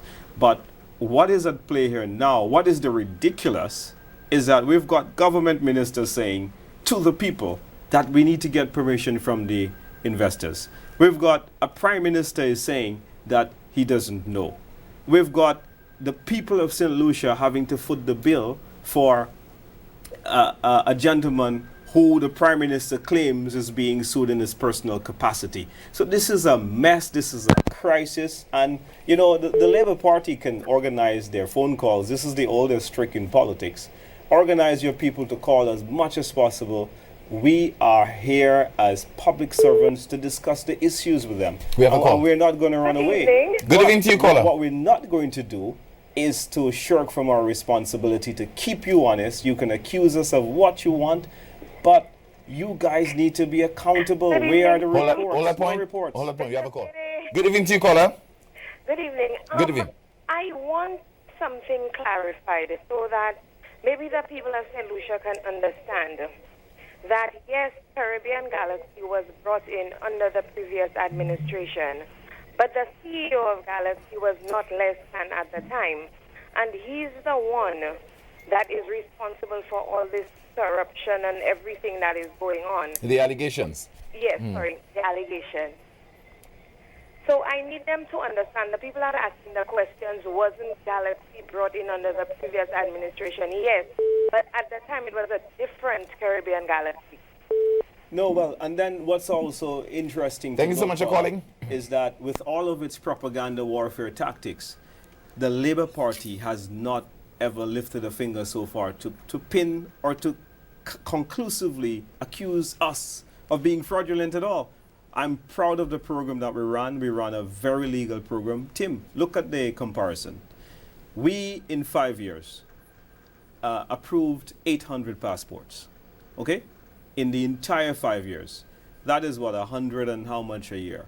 This government now is now being accused of implementing almost 13,000 passports. I mean, 6,000 in the real estate program, 7,000 in the infrastructure program. So these are the real facts that we need to talk about. And the people must ask Philip Pierre, Ernest Hilaire, for the real evidence and stop doing their bidding. Good evening. Newsmaker Live, you on the air? Yeah, good evening. I have a quick question. I'm just a little perplexed by something. And that might very well turn out to be a dumb question, as I'm not familiar with the law. But why would, and I heard the opposition, the leader of the opposition said that when the files are made available to him, he will then release it to the public. I'm guessing St. Lucia Public and all those, worldwide. Why would Martinez and his attorney release those documents to compromise the integrity of that case that is yet to be tried in the court? Why would they do that? What's the motive for doing something like that? Right, I understand you cannot show the documents to substantiate, but why would you want to expose that document even before it's been presented in a court of law? Why would you jeopardize the integrity of that if you believe that you do have a bulletproof case? Why would you take that risk? Thank you so much. Mr. Chasney? Yep, so the files are being put as evidence, and once they go in as evidence, they become public documents. So I was very grateful to the lawyers to allow me to see those documents before, and those things are going to be submitted into the courts, and once they're submitted into the courts, they'll also be made available to me. And I will be then free to use them however I want to use them, and that's what I'm saying to the public of St. Lucia. I came up on my own to substantiate what the allegations were. The government was free to do the same thing. I'm shocked that given what's taken place, that this government was not more anxious to settle these matters. And exactly what Dominic has said, that the Prime Minister cannot deny that he does not know the information. How does he not know how many files were allocated? The fact is, it has to come to Cabinet. The Cabinet has to approve the allocation of the number of files. When they started the new infrastructure program, it came to Cabinet. There's a Cabinet conclusion in March of 2023, and I imagine there had to be a follow-up Cabinet conclusion to how many files were being approved. So the Prime Minister must know if this is going to be revenue that's coming into the government of St. Lucia. The government must know clearly how many files are being processed so they can calculate how much revenue is coming in. So if you can put out in your budget $100 million US for an infrastructure in the year of infrastructure, then why can't you tell us where the money is coming from? And that's what this government has not done.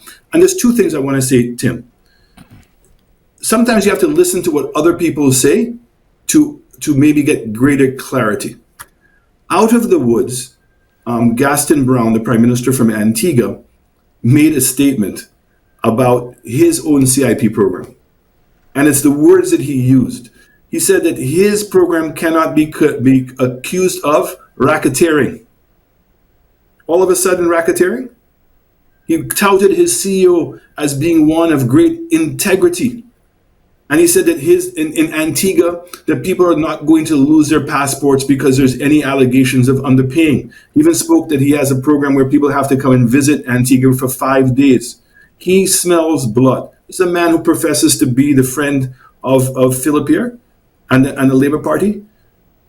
This assertion that I am trying to undermine the reputation of St. Lucia is the furthest from the truth. I mean, I heard Rick today speak about historically about how Kenny Anthony described Sir John. I heard you, Tim, remind Rick about a story that when he was a reporter in 1997 as to how Sir John accused him. 1979, accused him of what? Of hating St. Lucia. So every time that anybody comes up with anything controversial or holds somebody accountable, all of a sudden they hate St. Lucia. No, we're saying these things because we love St. Lucia. That's right. When I became prime minister, I refused to hide crime. Because a lot of people say, well, in hiding crime, you're protecting the reputation of St. Lucia. No, in hiding crime, you're protecting the criminals. And in this particular case, if we are not going to be free to say what we have to say in a democratic country and to hold our state accountable for the things that they don't want to be held accountable for, then what we're doing is perpetuating things that are undemocratic, anti-constitutional, and autocratic. Yes, one on the line. Good evening, Newsmaker Live, you're on the air. Hi, Mr. Shafe. I appreciate you, as leader of the opposition, going to Washington, D.C. to seek out answers that we cannot get from our own government. It's a shame that you have to go to Washington to get the answers that the government refuses to provide us, right? Or if the response we've heard is that they're refusing to answer, they're gaslighting, and if they do answer, the answers are contradictory. So in one case, you heard Richard Frederick defending the government attempt to make an out-of-court settlement with Philip Martinez. When Philip here came on, he's denying. So one is defending, one is denying. They cannot even get their story straight. So, but I would also like to explain to the public the checks and balances that while Caribbean Galaxy came to St. Lucia under your tenure, I would like to explain to the public the checks and balances that you ensured took place so that this program under you operated with integrity and honesty. Thank you, sir. Thank you so much for calling.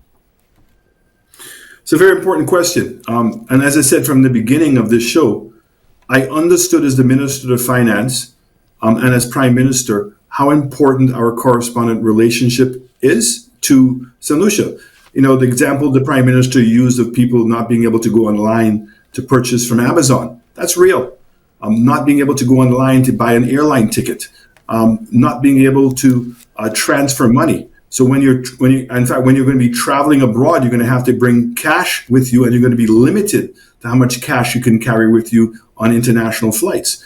This is going to cripple the economy of St. Lucia and substantially hurt the people in St. Lucia.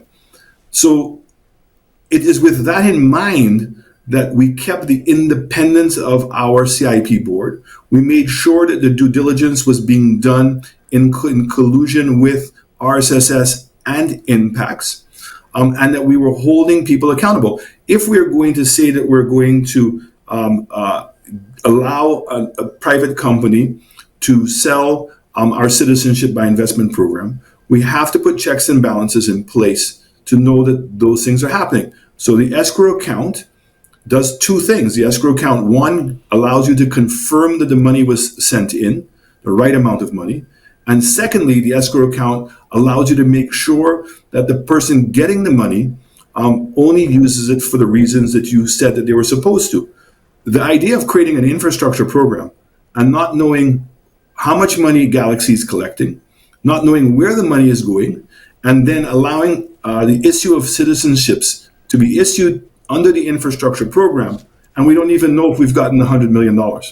And this is where I want your callers to really to follow the logic here for a moment. The case with Mr. Martinez tells us what happened in St. Kitts. You have a new government in that has confirmed a lot of the allegations that have been made against Galaxy.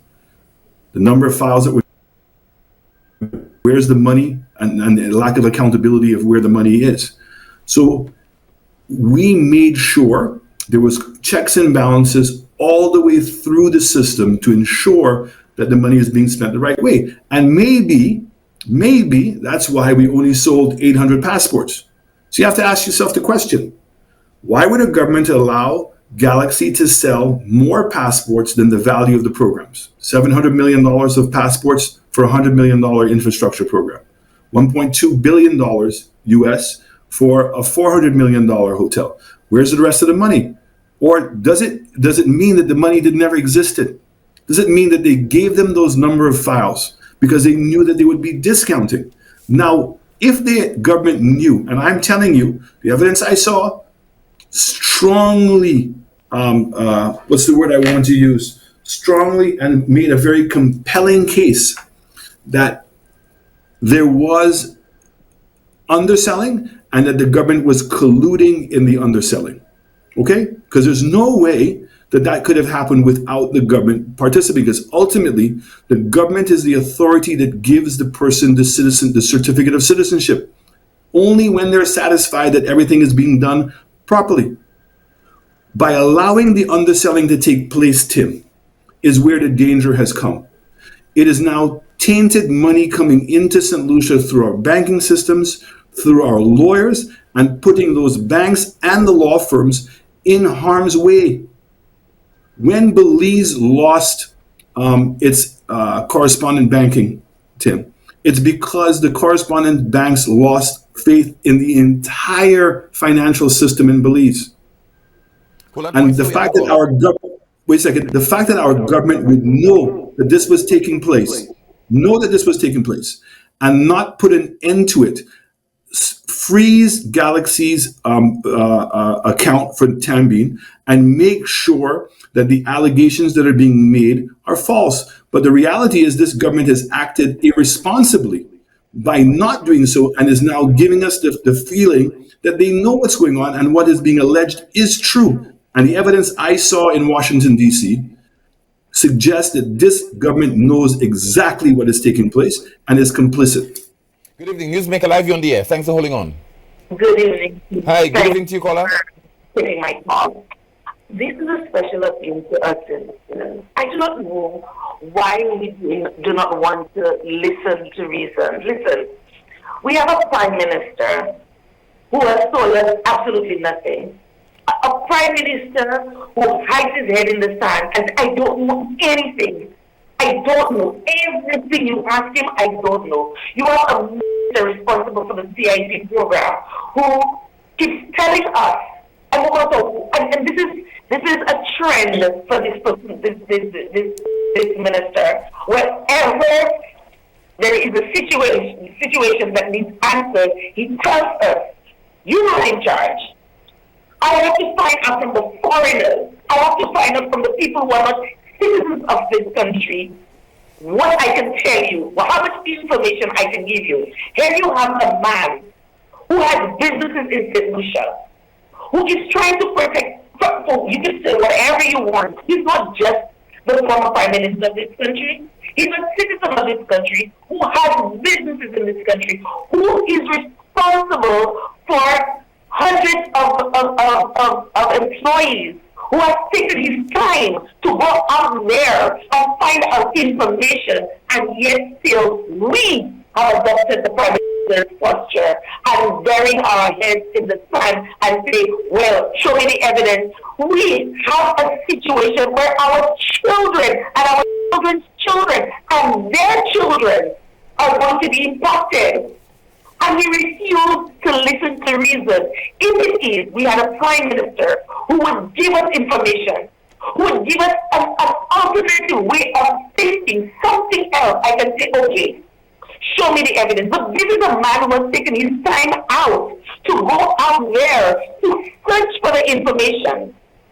And we do not want to give him a patient hearing. We do not want to give him the time to bring the evidence. Now, a few years ago, there was a phrase that was used to us, that was introduced to a lot of us. I myself had not heard of it before, and that is subjudicate. Remember when Kenny Anthony, everything that he said is subjudicate. We have to remember that there's certain things that we cannot find out or we will not be exposed to prior to the court case. But there are certain things that will be introduced to us. Please be patient.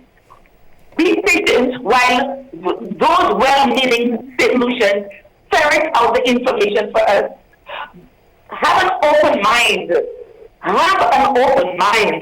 Stop burying your head in the sand. The writing is on the wall. You prefer to listen to a man who tells you nothing, one who knows absolutely nothing, and if he knows nothing, he can give you nothing. One who knows everything and refuses to give it to you. Another one who has been accused of the most heinous crimes These are the people that you want to listen to. And the ones who have absolutely everything to lose, you refuse to listen. St. Lucia, please wake up and smell the coffee. St. Lucia is in dire straits. This is not a game. This is not political machination. This is not a man who has Shagwa. If he had Shagwa pouvoir, my goodness, how much power can one man want or yield or wield? This is a man who is interested in my well-being, your well-being. Listen, if for nothing else, to have a balanced opinion. Okay, thank you so much. Thank you so much for what you're doing. I, for one, am going to be tuned because I need to know what's happening in this country. This is our country. This is our patrimony. We needed to know what's going on. And shame on Philip J. and his cabal for not giving us the information that they should be giving us because we put them there. And St. Lucia, I want you to remember, we are the ones who put them there, and we are the ones who will take them out. Because this is ridiculous. This is beyond ridiculous at this point. Okay, thank you so much for calling. Let's take in, that was our final call, so let's take in the final comments. Let's take it, final comments from you, Mr. Dominic Fady. Tim, for the first time in my life, I see check handovers from the CIP program. It tells me there's a level of desperation. The government has handled this really badly. Instead of bringing clarity, they have deliberately sought to confuse the people of St. Lucia. And so a lot of people in listening to us tonight, they don't know what to believe, honestly. I think it's getting through to most people in St. Lucia now that something is fundamentally wrong, and the government has not been able to address that question, what is fundamentally wrong? Because they're not answering the very simple questions. Instead, they blame the opposition that doesn't control the levers of power. They don't answer the questions of journalists. So this is a total disaster. Whoever is advising the government on their PR strategy, I think that this is going to have severe implications for us for many, many, many years to come. Thank you so much for your comments. Let's take in the final comments from the leader of the opposition, Mr. Alan Chastanet. Final comments from you, sir. You know, Dominic said something where he said that this was very reminiscent of a fire, a huge fire, and they were trying to use a bucket of water to out the fire. I think it's actually worse than this, Tim. They're actually using fuel to actually fuel the fire even more, because that's what the evidence is pointing to. So maybe sometimes we need to ask ourselves a rhetorical question. Why is it that the government is saying they don't know? Is it that they genuinely don't know? And so therefore we have to say, if you don't know, how is this program running? Who is authorizing this the CIP program? Who's making all the decisions? So you see the absurdity in that, of the allegation that I don't know? Or is the reason why they're saying they don't know is because if they were to put out the truth, which is what I've now found out, I found evidence to support what the truth was, that it's damning. It's damning to know that the government has approved 13,000 files that potentially could mean 56,000 passports. It's damning when you say that you don't know how much money or is in the escrow account. You cannot confirm whether in fact there was discounting or not. Up to now, you don't know. You just want to say, well, anytime that you catch somebody discounting, that you send them a letter. How does that protect the law and the integrity of our program in St. Lucia? How is it you don't know that Bank of America has received all this information and that there's a strong likelihood that we are going to see censorship when it comes to our correspondent banking? How is it you don't know that the Europeans and the UK who've already acted on Dominica are not intending to act upon us because we refuse to take up our responsibilities in this program? I want to make it very clear.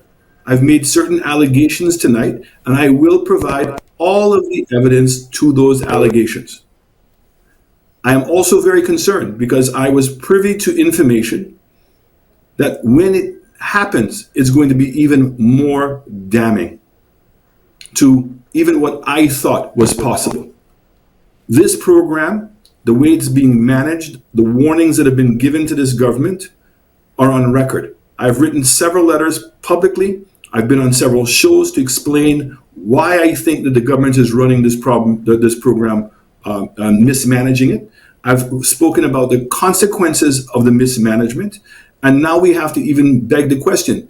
Mismanagement is sometimes associated with something when you didn't even know you were making a problem. But this seems to be a deliberate mismanagement, which suggests that there was fraud and there is corruption. So, St. Lucia, we are in serious problems in this country.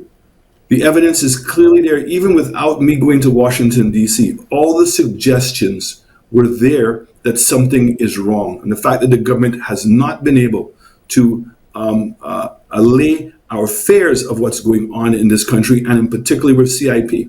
We see the same thing that's taking place in national security. We see the same thing that's taking place in the health of our country. We see the same thing with the GPH deal, the same thing with the Halls of Justice deal, the same thing with the NLA deal, the same thing with St. Jude's and HIA. Everywhere we turn around in this country, we're seeing a government that is secrets, lies, and propaganda. And it's time for us to put this to an end. The Prime Minister needs to accept his responsibility now. The responsible thing to do is to suspend all processing of applications on the Galaxy. The CEO must be fired. There's no saving the CEO. He's lost all trust, and he has betrayed the trust of the people of St. Lucia. And the minister should be removed as the minister of CIP because his reputation is too tarnished, and no one believes anything that he's saying. And the circle that he's put around himself at CIP is one of collusion.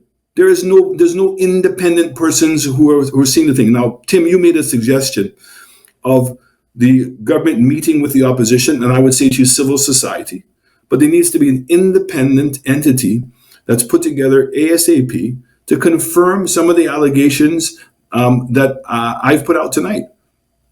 And the evidence is there for them to be able to inspect for themselves, just like I did. So I think we've lost time. It's time for us to act, because we really are in serious trouble, Tim. This is unprecedented on what I saw. This is catastrophic is a word I can use to describe what I think the fallout from the situation is going to be for St. Lucia. From Washington, D.C. in the United States, the leader of the parliamentary opposition, Mr. Alan Chastanet. And also in studio, we had the second deputy political leader of the UWP, Mr. Dominic Fede. Thank you so much. Pleasure, Tim. And as always, to you, thank you so much for watching the broadcast and listening and contributing via your calls. If it's Wednesday, it's Newsmaker Live. Time now for the clip that peaked.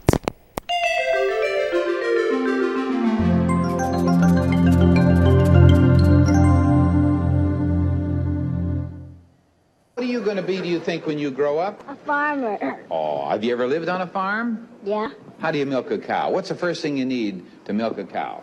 a cow.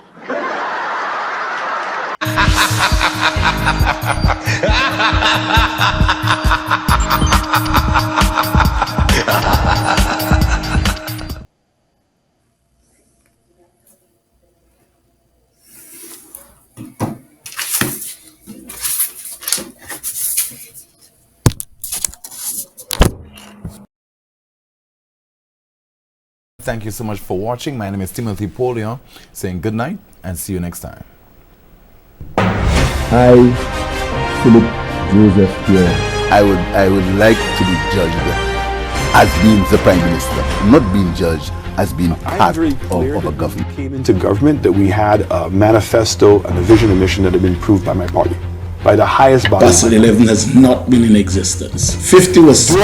Giant getting bazooka. You spraying big on to knock out mosquitoes. I have never had a joint account with anybody in my life. Not my ex-wife, not my children, nobody. And I will refer that to the Privileges Committee. What about the culture of people getting into office and not being effective in what people become Prime Minister of St. Lucia. I've been the most ready. Let's do it this Wednesday, because if it's Wednesday, it's Newsmaker Live.